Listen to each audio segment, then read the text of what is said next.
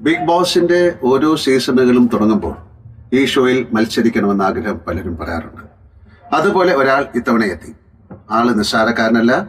Big ബോസിൽ സാധാരണ കാണാറുള്ള എല്ലാ അടവുകളും കയ്യിലുള്ള ഒരാൾ.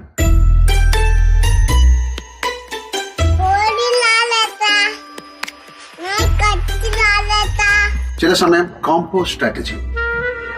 ഒരു നേരം ഫൈറ്റ് മോഡ് ആണെങ്കിൽ മറ്റൊരു നേരം കരച്ചിൽ നടക്കും. പലപ്പോഴും ക്യൂട്ട്നെസ് ഓവർലോഡ്. എല്ലാം കൊണ്ടും ബിഗ് ബോസിന് പറ്റിയ ആൾ. പക്ഷെ ഒരൊറ്റ കുഴപ്പം മാത്രം, കക്ഷിക്ക് പല്ലില്ല.